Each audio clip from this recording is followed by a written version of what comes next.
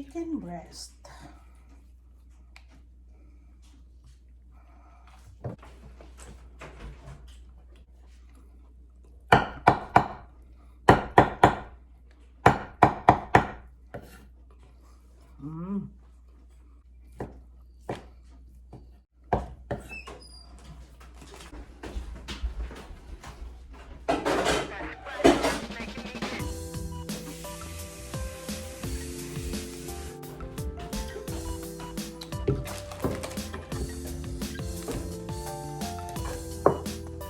Next guys, isusunod natin guys ang ating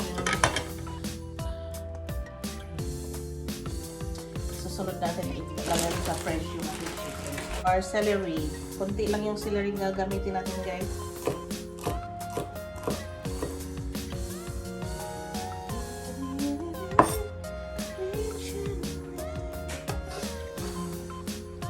So this is our celery. Your celery mo ito? Your celery. Put a little squeeze of salt.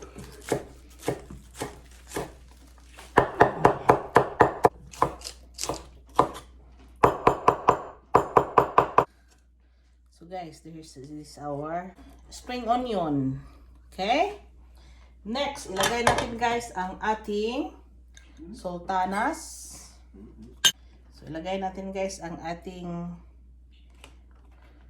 blueberries. Mga half cup lang siguro na blueberries. Oh. We are going to slice our dates. That is why it's very. So here's our dates, guys. Dates. We will add dates. One big beetroot.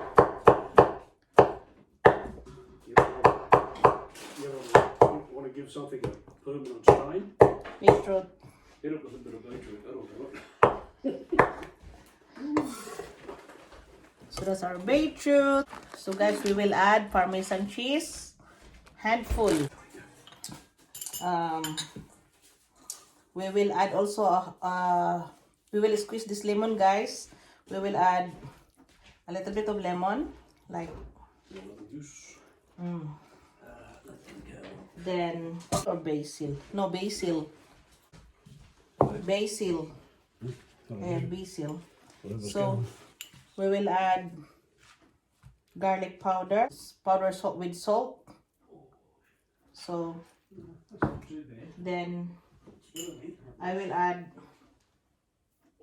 2 teaspoons of sugar,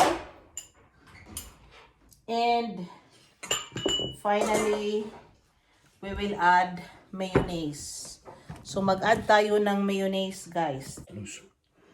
So do you want your croissant being heat up? Just heat up too, and then I will just prepare this. So guys, we will add now our mayonnaise, even tiny bits of mayonnaise.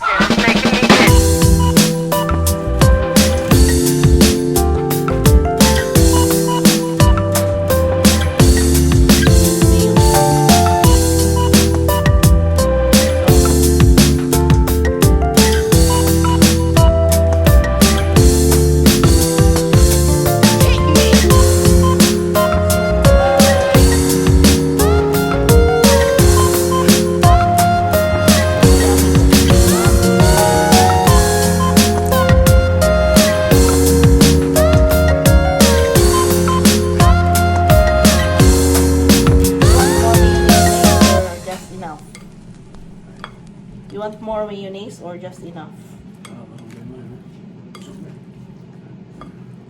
Because it will dry if there is.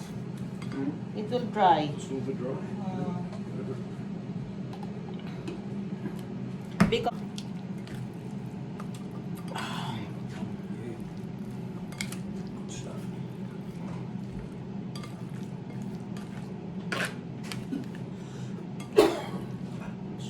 so i-incorporate nyo lang lahat guys. I-mix nyo lang lahat para mag-incorporate ang ating mayonnaise properly. Kasi daming chicken ang ginawa natin guys. Yung chicken, ginawa ko yung whole breast ng chicken. sa ating lechon manok. Yun. So, ito na yung ating chicken salad. So, pinainit pa natin yung ating croissant, guys. Okay? So, guys, ito na yung ating guys, ha, ang ating croissant. Na-heat up na natin, guys.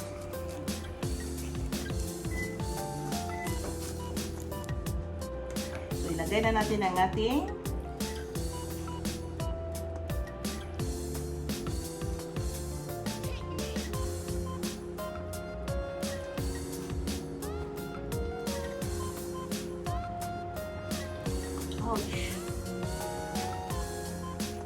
So, kung wala kayong croissant, guys, you can use a sandwich or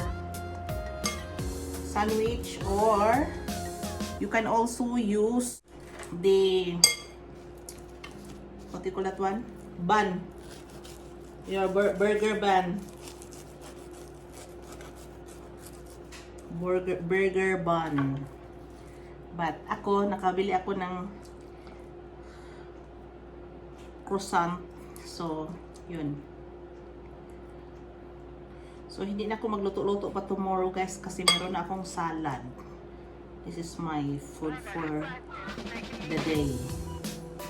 Okay? So, what's not to like? What's not? So, this is our final product, our chicken croissant salad, guys. And if you haven't subscribed to Taste Home, please do subscribe. And have a lovely weekend, everyone. Bye-bye.